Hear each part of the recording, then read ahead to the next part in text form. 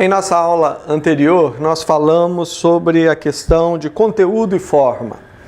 Nesta aula, nós continuaremos basicamente na mesma reflexão, abordando dois aspectos que são uma sequência natural. Quando você pensa em conteúdo e forma, nós temos que pensar nesses dois pontos. Como relacionarmos aquilo que é bíblico com aquilo que é contemporâneo. É a relação entre o bíblico, aquilo que está de acordo com a Bíblia, e o contemporâneo, ou seja, aquelas coisas que têm a ver com o nosso tempo, com a nossa época. Nós temos que lidar com essas duas realidades quando pensamos em fazer um evangelismo realmente criativo. Quando nós paramos para pensar e buscar maneiras novas para alcançarmos a nossa geração. Quando nós paramos para pensar o mundo à nossa volta, quando nós começamos a pensar nas grandes empresas, nós vemos que elas estão constantemente nesse processo de transformação, de mudança. Os comerciais, a maneira de apresentar o seu produto, a maneira de fazer o seu produto é totalmente diferente.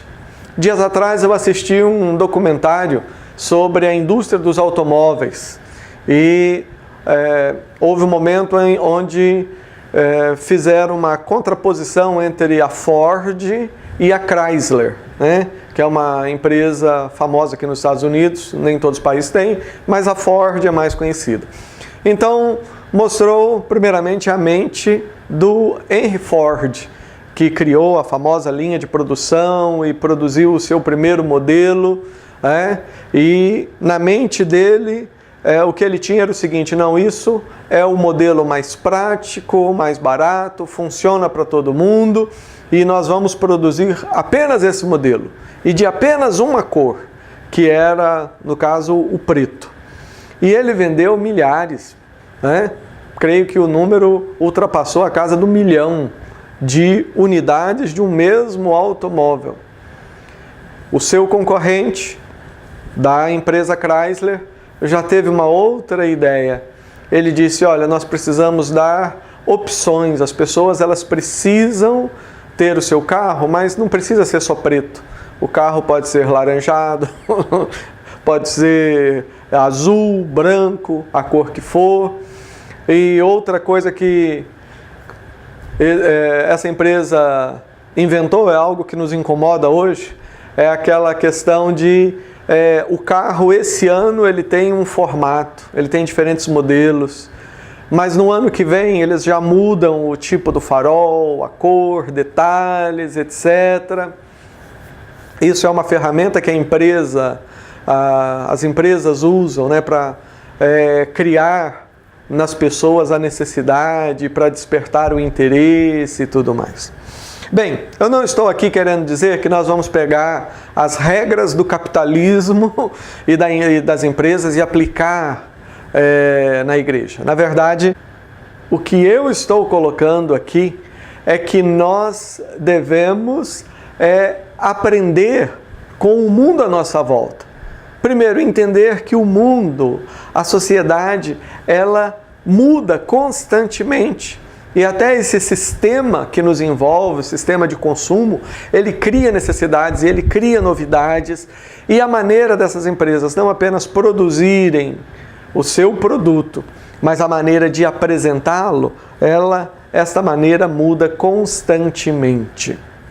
Nós temos algo que não muda, que são as verdades essenciais da Bíblia Sagrada, ou seja, a Bíblia, o Evangelho, os 5 pontos, a pessoa de Jesus. Isto não muda, mas nós vivemos também em um mundo em constante transformação e nós precisamos encontrar este equilíbrio, o equilíbrio entre sermos bíblicos, mas ao mesmo tempo sermos contemporâneos, ou seja, estarmos fazendo as coisas em sintonia com a realidade à nossa volta. E nós vamos voltar no momento apropriado, nesta aula, para pensarmos sobre essa questão do bíblico e do contemporâneo. Nós vamos ter o nosso momento, comunicando com criatividade, e temos aqui um trabalho muito interessante do Teatro de Sombras, que é uma coisa muito criativa, apenas com sombras e com a música, o Evangelho sendo apresentado desde a criação até a obra de Cristo, algo muito interessante. Isto foi apresentado no Acamparte do ano de 2011. Temos também o nosso momento criativo, e pode crer que esse momento criativo é mais uma vez lá com o André. Então, seja bem-vindo a mais uma aula de evangelismo criativo.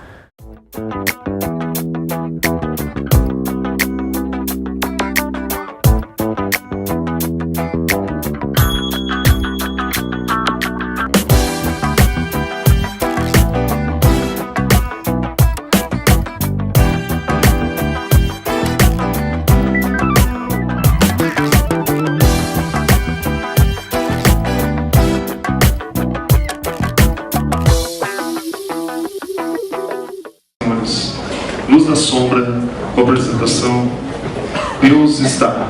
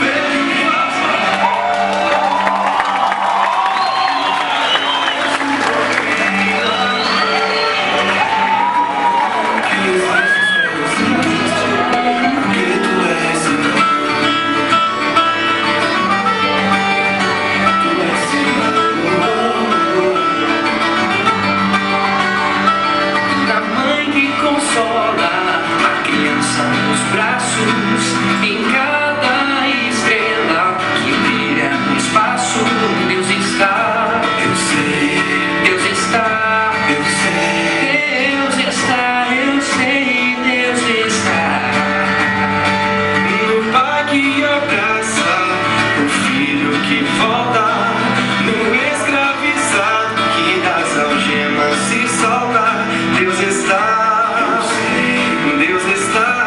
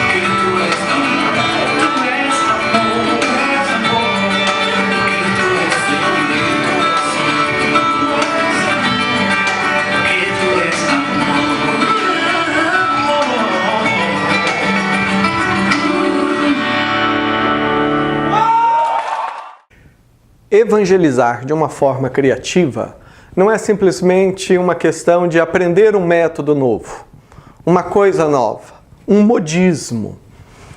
Infelizmente isso ocorre muito. Às vezes as pessoas fazem muito aquilo que está na moda. É um modismo, todo mundo está fazendo, então vamos começar a fazer. Esse método agora é famoso, então vamos... Evangelizar de uma forma criativa não é ficar correndo atrás de método, mas é, na verdade, viver em sua essência o Evangelho como Jesus Cristo nos ensinou. Jesus Cristo é o maior exemplo que nós temos de alguém que usava a criatividade na hora de apresentar o Evangelho, na hora de expor a sua mensagem. Você quer saber quem que é o melhor professor, qual que é o melhor modelo? Jesus Cristo. O melhor modelo de evangelismo, de comunicação? Jesus Cristo. E existem centenas, milhares de livros escritos sobre este tema. Jesus usa o exemplo da ovelha, ele usa o exemplo do trigo, ele comunica verdades eternas, verdades maravilhosas, mas de uma forma simples, de uma forma acessível e de uma maneira que as pessoas daquela época em que ele viveu poderiam assimilar. Então, este é o grande desafio que nós temos. Na hora de evangelizar de uma forma criativa, nós precisamos estar seguindo este modelo que nós temos no próprio Senhor Jesus Cristo. Evangelizar com criatividade implica em sermos, ao mesmo tempo, bíblicos e, ao mesmo tempo, contemporâneos.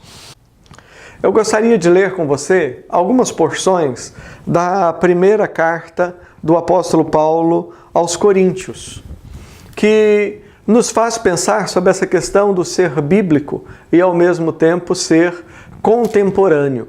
Nós já vimos na aula anterior o exemplo de Mateus e João. Mateus pregando num contexto judaico e João pregando já num contexto grego, helênico, e as diferenças.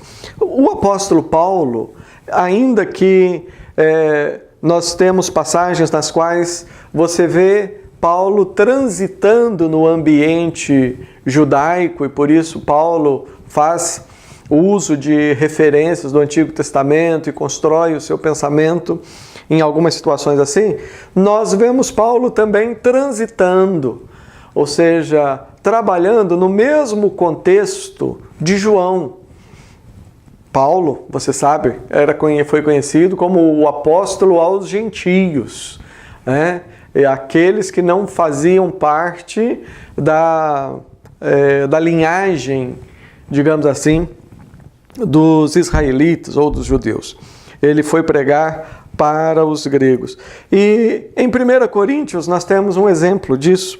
No capítulo 1, versículo 18 em diante, ele diz: certamente a palavra da cruz é loucura para os que se perdem, mas para nós que somos salvos, poder de Deus. Pois está escrito: destruirei a sabedoria dos sábios e aniquilarei a inteligência dos instruídos. Onde está o sábio? Onde está o escriba? Onde o inquiridor desse século? Porventura, não tornou Deus louca a sabedoria do mundo?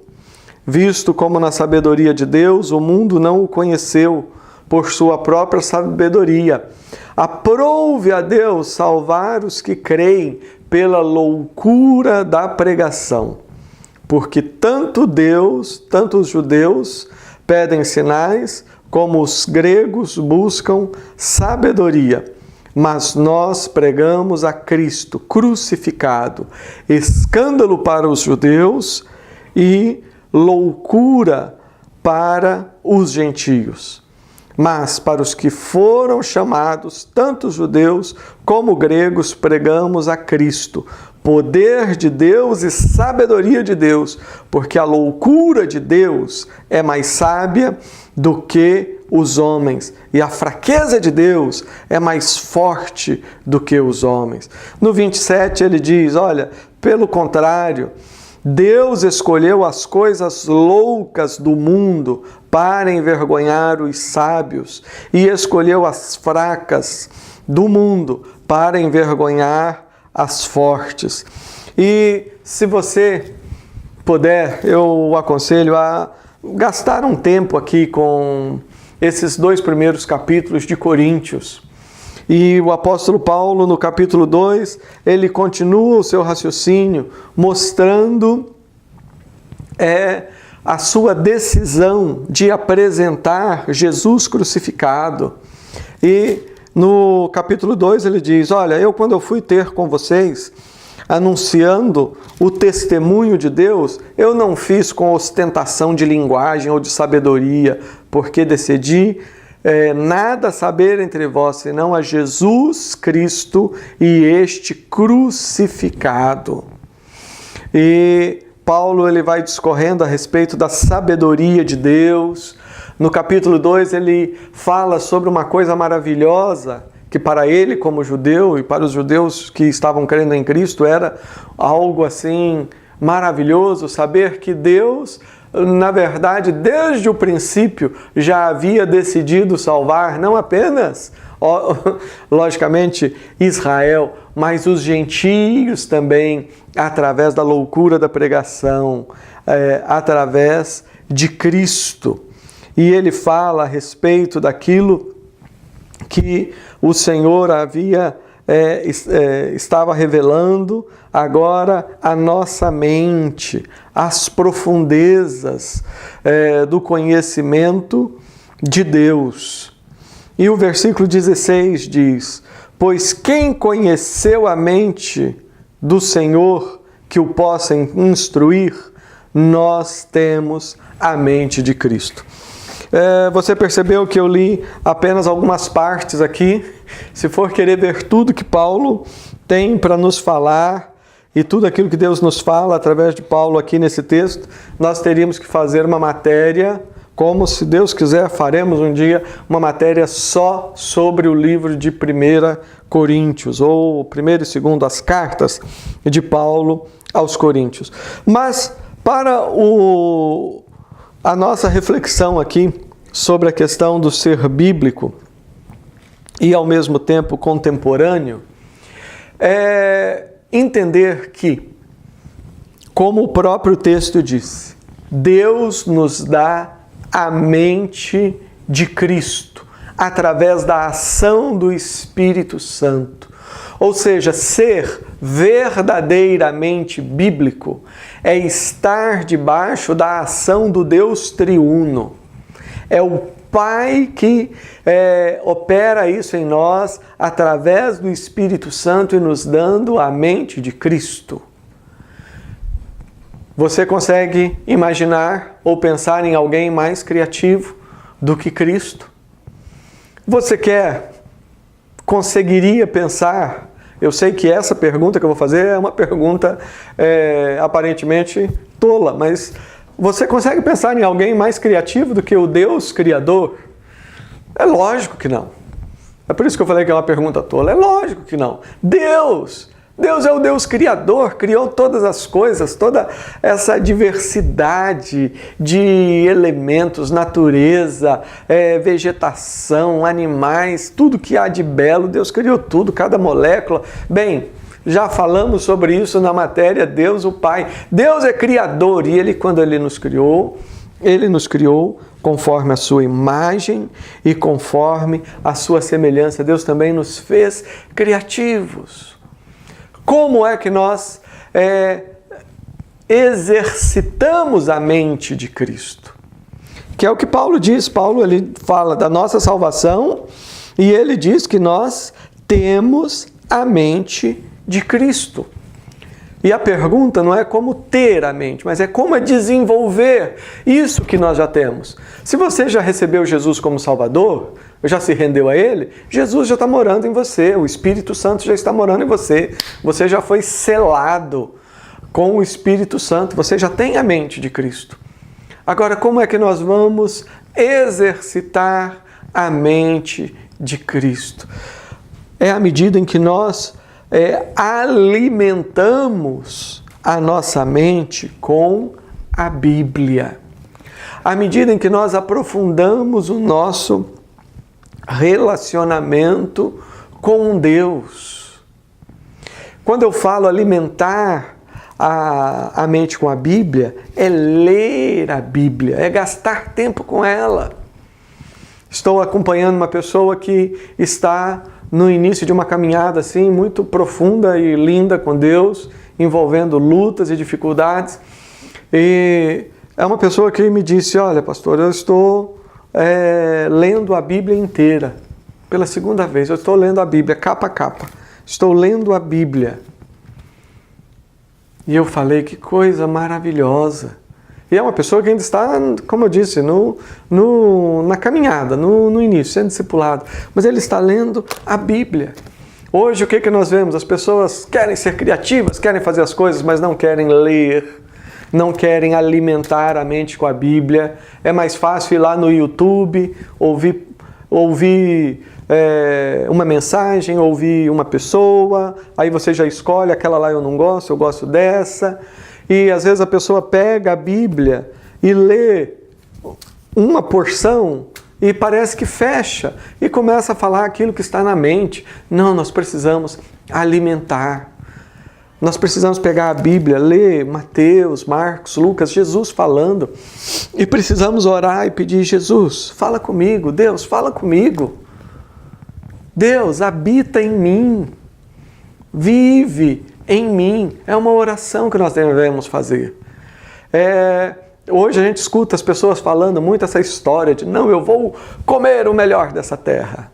Só que o que tem de melhor nessa terra é Deus, é Deus.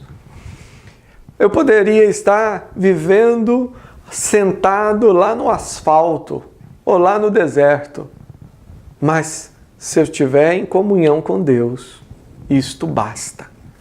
Por outro lado, você pode estar numa mansão cheia de tudo aquilo que você pode imaginar, uma coleção de automóveis, motocicletas lá na garagem, enfim, sem Deus você vai padecer.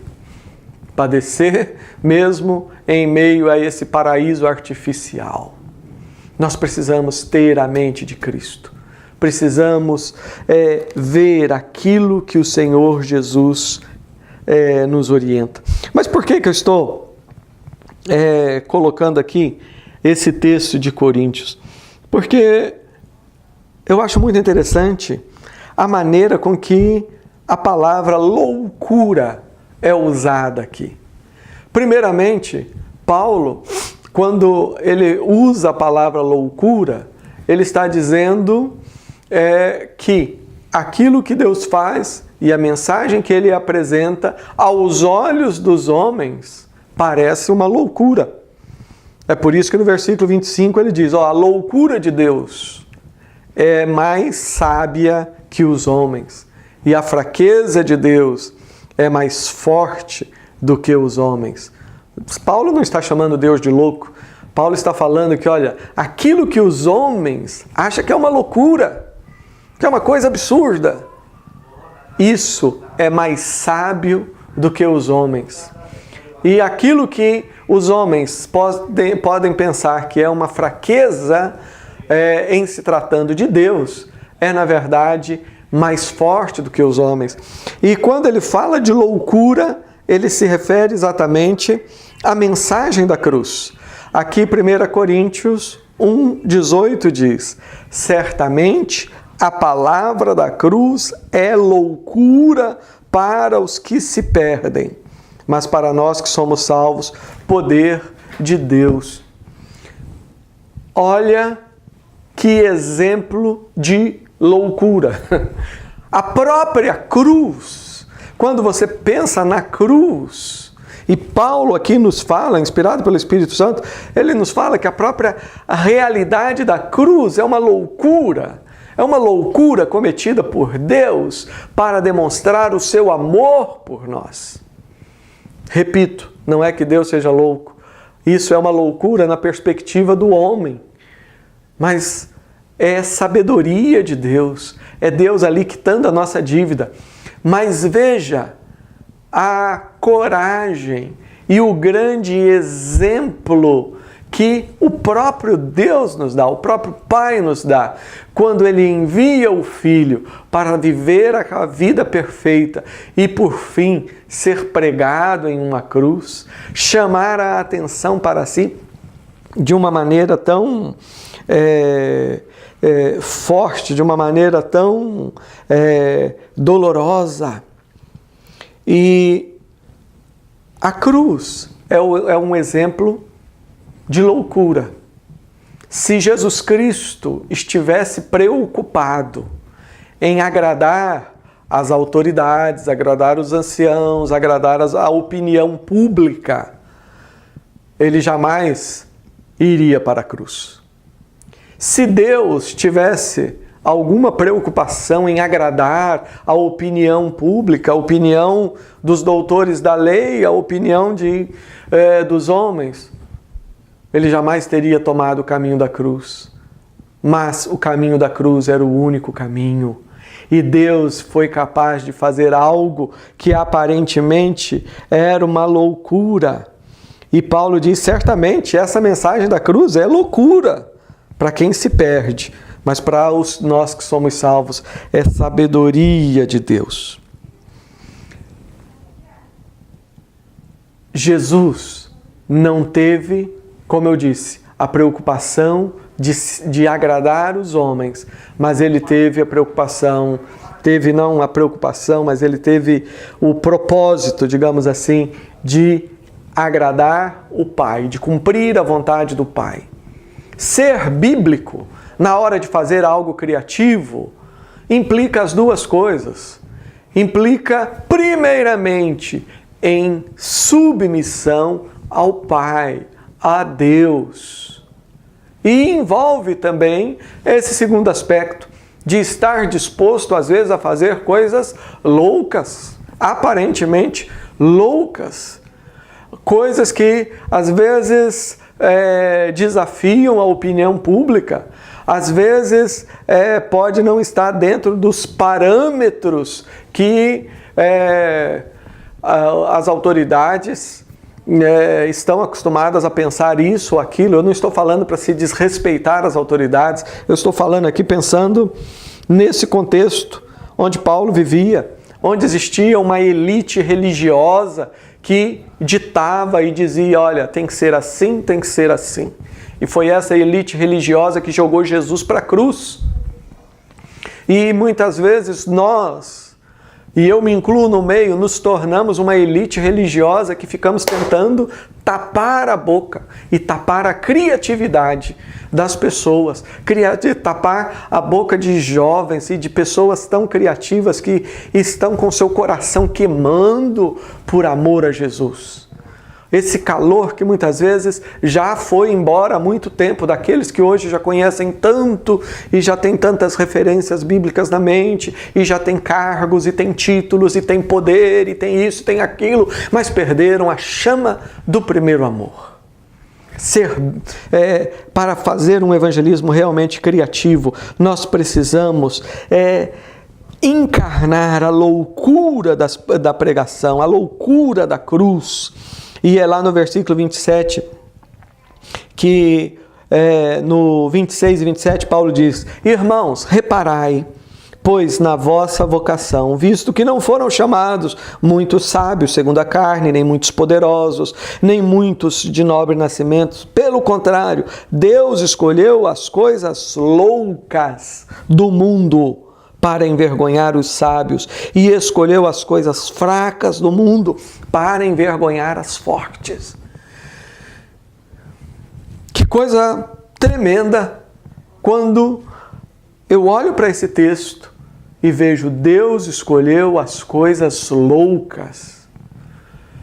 Você, eu, que já recebemos Jesus, fomos abraçados por Deus. Deus, Ele não nos escolheu porque nós fôssemos capazes, fôssemos isso, fosse aquilo. Ele escolheu para mostrar a sua glória. Ele escolheu as coisas loucas do mundo. para mostrar a sua sabedoria, porque a loucura de Deus é mais sábia do que os homens. Nós precisamos ser contemporâneos. E para ser contemporâneos, muitas vezes, nós temos que quebrar algumas tradições. Jesus quebrou tradições. Mas veja bem que antes de ir contra essas tradições, Jesus é Deus, mas como ser humano, no seu estado de humilhação, Jesus era um homem cheio da presença de Deus. Era um homem cheio do Espírito Santo. Isso é de outra matéria, teologia, Deus o Filho. Se você não fez, faça. Aí nós vamos conversar bastante sobre essa temática, esse paradoxo, né, de Jesus 100% Deus e 100% homem. Mas o fato é que, como homem, Jesus ele gastava tempo com a palavra. Mesmo criança, adolescente, ele ia lá para a sinagoga.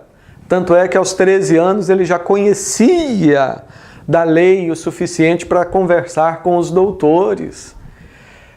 No seu contexto, ele era reconhecido como um rabino, ou seja, um professor. Ele conhecia a palavra de Deus e ele tinha intimidade com Deus. Para sermos criativos, nós precisamos estar cheios de Deus. Em nome da criatividade, nós não podemos dar lugar à rebelião. Em nome da criatividade, nós não podemos querer dar lugar à nossa carne. Em nome da criatividade, nós não podemos querer nos levantar como se fôssemos os primeiros grandes iluminados. Não. Nós temos que ter equilíbrio. E como é difícil ter equilíbrio. Mas precisamos aprender isso, buscar isso de Deus. Esta vida equilibrada. Equilibrar aquilo que é bíblico com aquilo que é contemporâneo. Essas duas coisas envolvem o evangelismo com criatividade. Você tem que ser louco, no sentido de Coríntios, você tem que ser louco o suficiente para fazer coisas que ainda não foram feitas. Você tem que ser louco o suficiente para se expor no sentido de não estar preocupado com o que os outros pensem de você, mas estar sim focado em testemunhar o Evangelho de Cristo.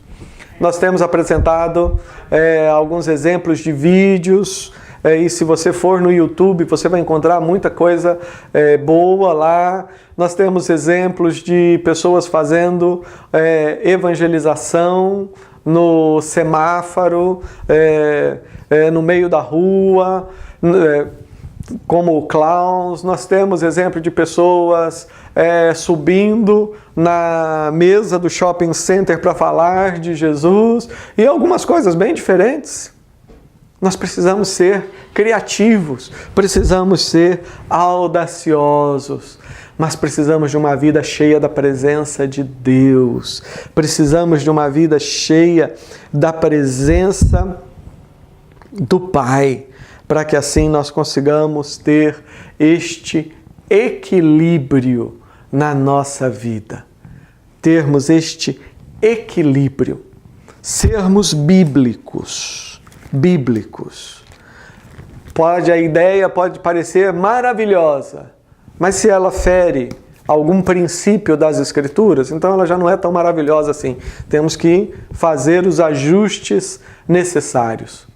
Mas se a minha mente está nutrida pela Bíblia, se o meu coração está cheio da presença de Deus, se nós estamos realmente em sintonia com Deus, vamos deixar Deus agir através de nós de forma criativa e, se necessário, louca, mas para fazer com que Jesus Cristo, que é a palavra da cruz, que é loucura, que essa palavra da cruz seja conhecida de todas as pessoas e de todas as nações.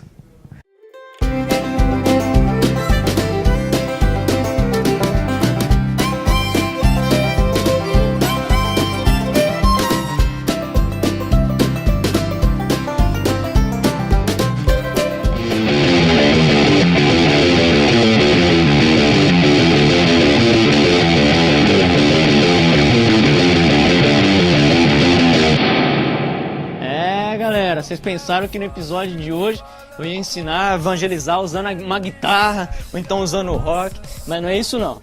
A gente vai usar um material diferente de todos os outros hoje para evangelismo. Se você assistiu os outros episódios, você sabe que eu gosto de evangelizar com corda. Mas hoje nós vamos ensinar usando cordas de novo! 3 tipos de cordas. Hoje você vai aprender a evangelizar com 3 cordinhas pequenininhas. Esse aqui é muito legal e é muito fácil também. As cordas representam 3 tipos de pessoas pecadoras. Por exemplo, essa corda grande aqui representa alguém que comete muitos pecados. Esse aqui é um assaltante, é um cara que está preso na cadeia, cometeu muitos assassinatos, coisas horríveis, e o pecado dele é desse tamanhozão aqui, ó, grandão. Existe outro que não é tão pecador assim. Ele tem mais ou menos, né? Ele é gente boa, mas ele fez algumas coisas erradas, mas não foi tão a intenção dele, sabe? Ele não é tão pecador quanto um bandido desse. Agora, esse aqui é gente boa. É que nem eu e você, assim, ele não comete quase nenhum pecado, ele até faz alguma coisa, mas não atrapalha ninguém, sabe? Quando alguém liga pra você e você fala assim, não, fala que eu não tô aí, então você mentiu, mas também não quis atrapalhar ninguém e tudo mais, isso aqui sou eu e você, ok? Só que existem esses 3 tipos de pessoas, mas o que a gente não sabe é que Deus olha de um jeito, essa pessoa que tem pecados pequenininhos, e Deus olha da mesma forma, essa pessoa que é mais ou menos. E do mesmo jeito, Deus olha esse grande bandido num pé de igualdade. Deus olha da mesma forma, porque para Deus não existe pecado grande ou pequeno, mas todos os pecados são iguais diante de Deus. Não existe pecado menor ou maior, todos são iguais diante de Deus. E se aquele que pecou muito, aquele que fez muitas coisas erradas, só através de Cristo consegue entrar no céu, você e eu também precisamos de Cristo para entrar no céu. Cristo, ele é a palavra-chave para que nós alcancemos a salvação e perdão pelos nossos pecados. E aí, galera? Tomara que vocês tenham gostado, hein?